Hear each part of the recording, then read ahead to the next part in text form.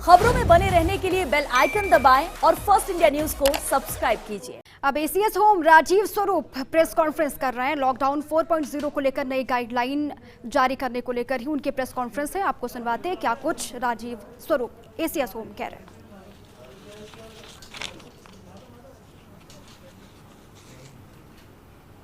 सरकार की नई पॉलिसी 4.0 को लेकर और थोड़ी देर में वो तमाम बिंदु आपके सामने होंगे कि आखिर क्या रियायतें दी जा रही हैं, क्या कदम उठाए जा रहे हैं। हालांकि केंद्र सरकार की गाइडलाइन के बाद अब सब कुछ निर्भर करता है राज्य की सरकारों पर और इसी मसले पर वो डिटेल से जानकारी देंगे, बताएंगे कि राजस्थान में कहां पर छूट मिलनी है, क्या कुछ रियायतें देनी है। राजीव स्वरूप एसीएस होम प्रेस कॉन्फ्रेंस कर रहे हैं। सरकार ने कल शाम को लॉकडाउन 4 की गाइडलाइन जारी करी।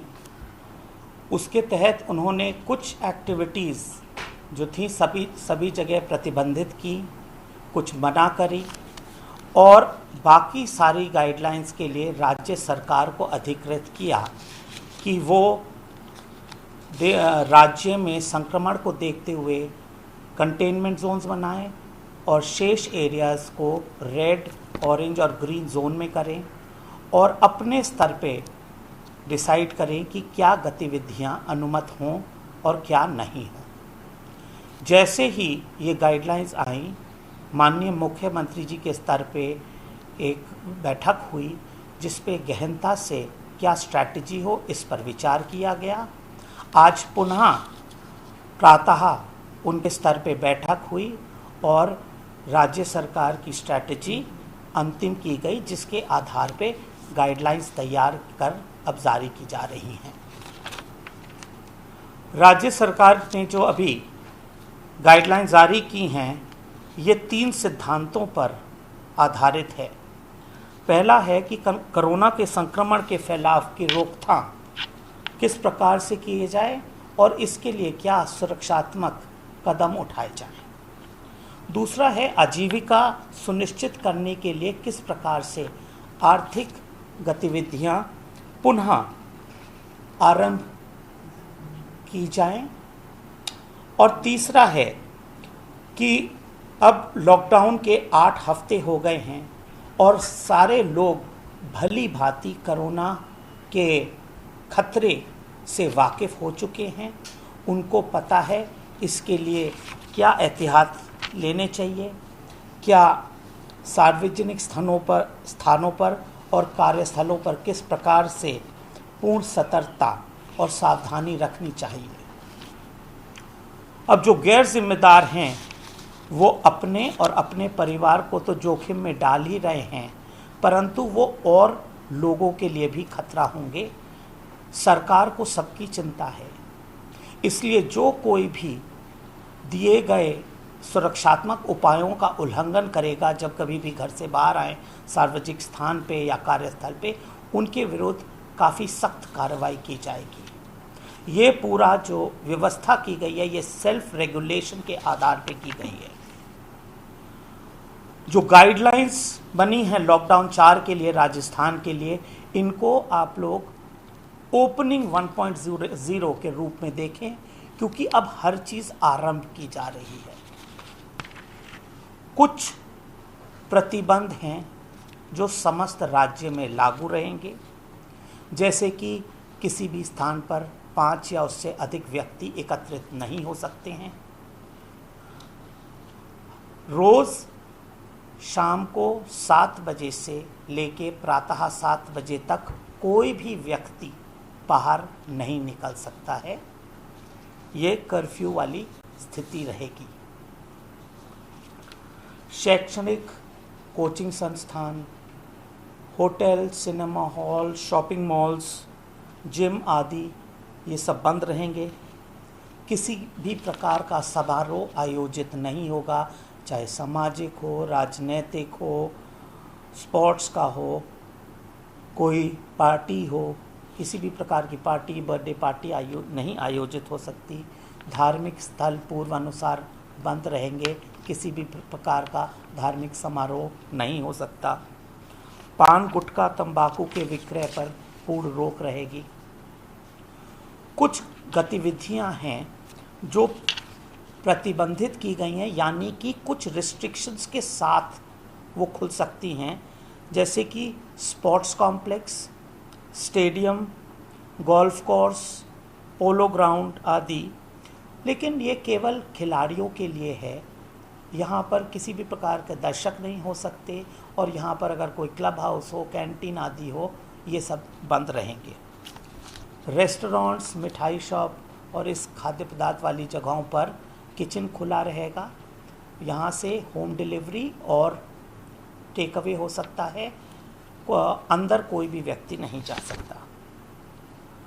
नाई की दुकान, सैलून, ब्यूटी पार्लर आदि खुल सकते हैं, लेकिन इनके लिए काफ़ी सख्त निर्देश हैं। ये पूरी सुरक्षा अपनाएंगे, हर कस्टमर के बाद सैनिटाइज, स्टरलाइज करेंगे। इनकी भी एक SOP इनकी एसोसिएशन ने बना रखी है। शादी समारोह में सबसे पहले SDM को पूर्व लिखित सूचना देना अनिवार्य है। समारोह के दौरान सोशल डिस्टेंसिंग मेंटेन करने का दायित्व है जो समारोह आयोजित कर रहा है, और 50 से अधिक व्यक्ति नहीं हो सकते। इसके उल्लंघन पर बहुत भारी जुर्माना राशि लगाई जाएगी। अंतिम संस्कार में 20 से अधिक व्यक्ति नहीं हो सकते, और सभी जगह सोशल डिस्टेंसिंग मेंटेन की जाएगी। मैंने आपको बता दिया कि क्या परमिटेड नहीं है या क्या परमिटेड है शर्तों के साथ। इसके बाद सब कुछ परमिटेड है। तो अब आपको ये नहीं पूछना कि क्या क्या अनुमत है, किसी को नहीं पूछना। आप देखिए नेगेटिव लिस्ट पे कि क्या प्रतिबंधित है, और जो नहीं है वो सब अब खुल सकता है। और हर चीज़ के साथ शर्तें जुड़ी हुई हैं।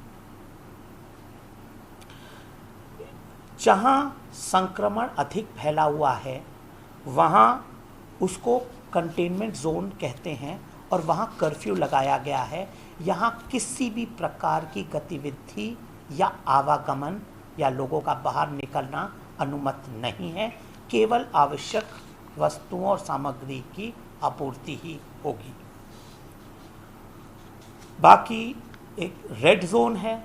रेड जोन में कुछ रिस्ट्रिक्शंस हैं, जैसे कि आवश्यक विभागों या कार्यालयों को छोड़कर शेष में 50%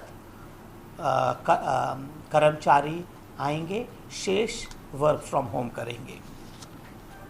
इसी प्रकार से निजी कार्यालयों में भी 50% स्टाफ अब आ सकता है, पहले 33% था। पार्क अभी नहीं खुलेंगे, और बस, टैक्सी, ऑटो रिक्शा अभी रेड जोन में अनुमत नहीं है। ऑरेंज जोन में ये अनुमत हैं, बस, टैक्सी, ऑटो रिक्शा वगैरह, और पार्क खुल सकेंगे। ऑफिसों में 2/3 स्टाफ तक आ सकता है।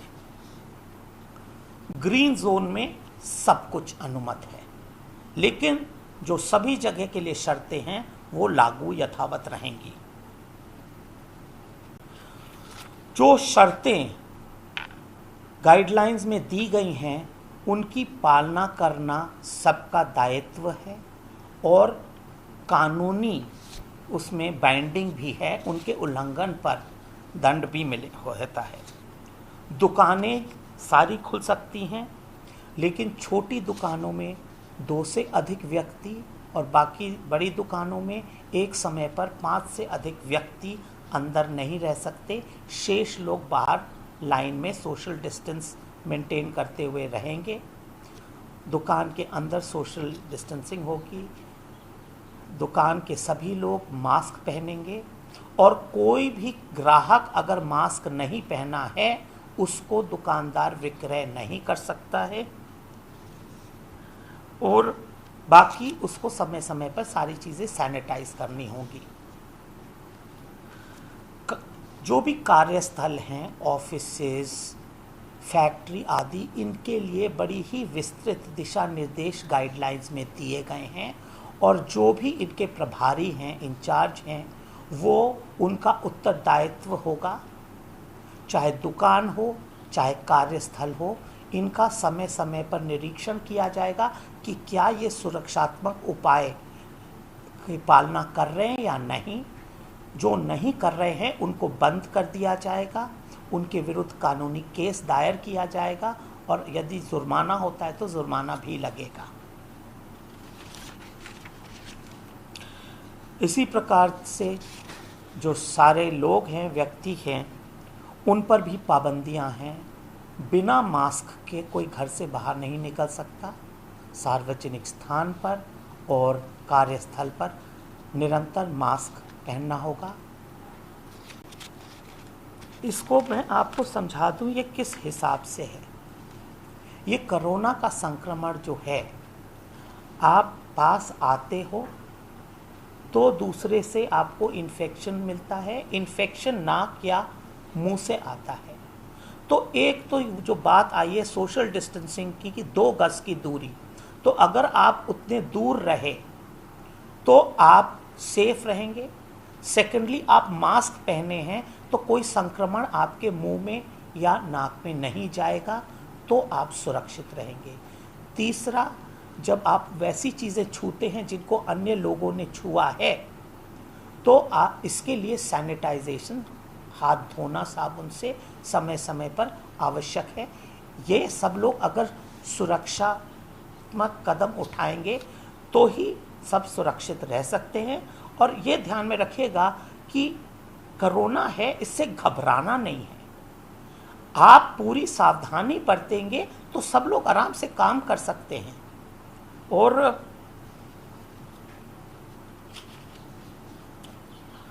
एक है आवागमन, इसके विस्तार से गाइडलाइंस में विभिन्न निर्देश दिए गए हैं। मुख्य अभी मैं जो बता सकता हूँ वो ये है कि ज़िले के भीतर और अंतर ज़िला, एक ज़िले से दूसरे ज़िले जाने के लिए अनुमति है। काम पे जाने के लिए कोई पास की इसके लिए आवश्यकता नहीं होगी, क्योंकि विभिन्न जोन को रेड है, ग्रीन है, ऑरेंज है, इसको देखते हुए बस सेवा भी पुनः चालू करेंगे। हम रूट्स देखेंगे तो गृह विभाग जिन रूट्स को अनुमत करेगा उन पर बस सेवा आरंभ की जाएगी। एक और इम्पोर्टेंट बिंदु है, पहले वाहन संख्या में यात्री जो थे निर्धारित किए गए थे। जो वाहन क्षमता है उसके अनुसार यात्री ट्रैवल कर सकते हैं। यदि उससे अधिक हुआ तो उस वाहन के खिलाफ और लोगों के खिलाफ कार्रवाई की जाएगी, वाहन जब्त भी किया जा सकता है। राज्य से बाहर जाने के लिए या राज्य में बाहर आने के लिए विस्तार से निर्देश गृह विभाग ने 11 मई को जारी किए गए हैं, वो लागू रहेंगे। ये सारी व्यवस्था जो है ये इस पर निर्भर है कि लोग पूर्ण सतर्कता बरतेंगे और साथ में अब वापस नॉर्मल सी में आएंगे कि ठीक है कोरोना का है, थोड़ा ध्यान रखिएगा। आजकल कोरोना में एसिम्प्टोमेटिक केसेस आ गए, यानी कि दूसरे में अंदर इन्फेक्शन है पर लक्षण नहीं है, तो ना उसको पता रहता है ना आपको पता रहता है। इसके लिए अगर आप मास्क पहनेंगे और किसी और व्यक्ति से 6 फीट की दूरी रखेंगे, आप सुरक्षित रहेंगे। आप सुरक्षित रहेंगे तो आपका परिवार सुरक्षित रहेगा।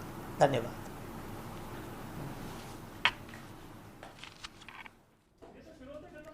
तो एसीएस होम राजीव स्वरूप को आप सुन रहे थे, क्या कुछ